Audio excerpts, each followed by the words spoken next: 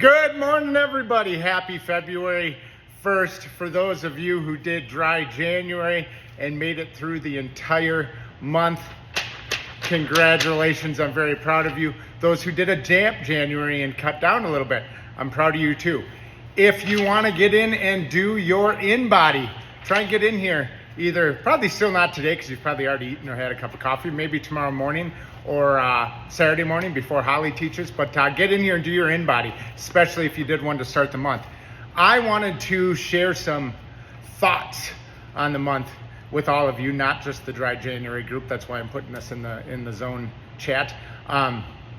Some thoughts about the physical and the mental. I would highly encourage those of you, especially those of you who made it the entire 30 days, if you're comfortable, do a similar video. You can upload it straight into here if it's under a minute. If it's over a minute, you got to put it on YouTube first and then post the link. But I really encourage you to share your experience if you made it through the whole month of January dry. Here's what I want to share with you. From a physical standpoint, I did my InBody this morning. I lost 8.2 pounds, which is great. Really none of it from muscle. I lost 0.3 muscle, which that's pretty good for 8 pounds. And 2.2% body fat in 30 days. That's awesome. I'm really happy. I'm really proud of the physical. But that's really not what I got out of this. And this is what I want to talk to you about. And I know my situation isn't unique, and I know a lot of you will probably relate to this, maybe in different ways and not exactly to what I'm gonna say. The thing that January made me realize, and I spoke to some of you individually about this, is I realized through this month that I'm kind of someone who is constantly chasing how I want to feel with something outside of myself, something that I can take or drink, or maybe for some other people eat, to make me feel the way I want to feel. First, in regard to dry January, I want to relax, I want to have fun constantly. Hey, it's Friday, have a beer. And then that need to always have not only a beer, but 2, 3, 4, 5, 6 beers, or then switch to a scotch or switch to a whiskey and keep it going and excess above what really is healthy and necessary. And I think a lot of it for me, one is that chase of that something external will make me feel how I want to feel. And 2 is always having something in my hand. So in January, I was at two different breweries, two different breweries, and at least one bar, and I didn't have alcohol. I had a club soda with a lime in it. I had an NA beer, which I gotta tell you, I had some good NA beers. Sarah and I were in the cities last week. I didn't even know Guinness made an NA beer. It was phenomenal. Last Saturday night after going to the River Falls basketball game, we went to Star's Bar and had some dinner. All they had was Busch Light NA. And I'm sorry, if I'm gonna drink Busch Light, I better have alcohol in it. So I just had a club soda. And just having that there right away and ordering it right away helps alleviate that, well, I gotta have something, so I'm gonna have another beer. And that mindless have another drink, I think I'm gonna do better moving forward, because when I get a beer, I'm also gonna order that club soda with it or something with it, so I can easily grab that and not mindlessly just say, yeah, bring me another one. So there's that. The other big thing for me that I did personally is I'm not only chasing happiness, relaxation, calmness with alcohol pretty consistently, I'm also chasing energy with caffeine. Pre-workouts, mid-morning Fit Aid Focus, early afternoon Fit Aid, the high energy 200 milligrams of clean caffeine. Yeah, it's clean caffeine, but it's still a lot. I figured out I was probably having 500 plus milligrams a day of caffeine. I cut that way down. If you've ever looked at the desk, the check-in desk, and there would be all those cans on there, those were mine that Sherry or I would enter in every once in a while. When that thing's full, that was a week for me.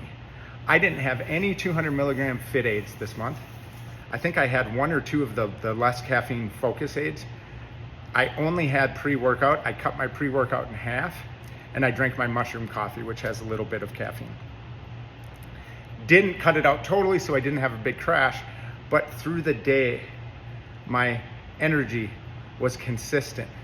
I didn't have the super high spikes, but I did have spikes, but they were more natural. They were things that happened that made me feel good. They were you guys setting personal bests, my personal training clients reaching new heights with how much weight they could lift. They were natural highs, not just these artificial highs. And it really was eye-opening to me. The combination of those two things and the mental clarity, the mood, the no brain fog. I really don't think I had a day where I would say, God, I feel foggy today. I woke up good. I slept better. I just felt better. I felt more in control of my mood and my energy. And that doesn't mean I'm gonna never drink again. That doesn't mean I'm never gonna have caffeine again. But the month really let me learn how to use these things in a way healthier, controlled way. And so the reason I'm sharing this with you is ask yourself, is there something, or some things, plural, that you constantly go to bring into your body, bring into your mind to make you feel better? That's an artificial thing or an outside thing. Alcohol, caffeine, food. And if there is, and you want help breaking that cycle, and it doesn't mean cold turkey, it doesn't mean never having chocolate cake again. To me, it really means becoming aware of it and putting things in place to help that not control you and help that not be that thing you need.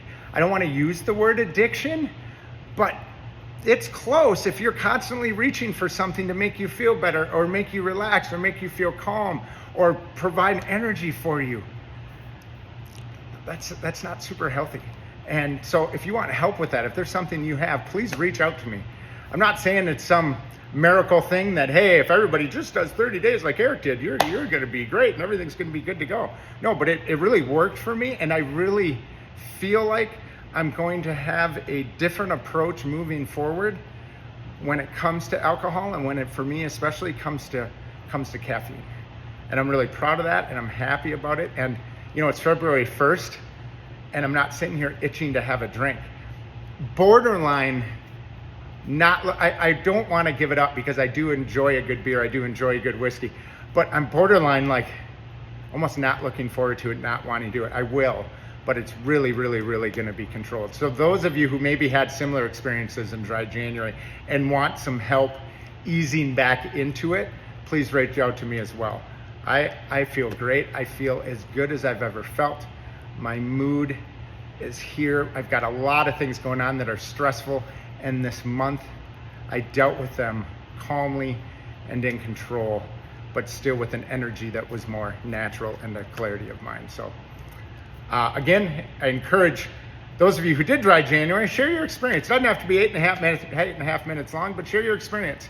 And if anyone wants to try dry February or focus on something that maybe they're trying to kick as an outside source of their energy or calmness or happiness, reach out. I'd be happy to help. Let's get February. We got a lot going on this month. I'm going to be sharing some news about moving and our move week and our pick stuff up and put it down circuit that we'll do the first Saturday of March. But I'm excited. A lot going on in the zone because it's keeping going, and I'm just really happy about that. Love you guys. Appreciate each and every one of you. Have a great start to your month.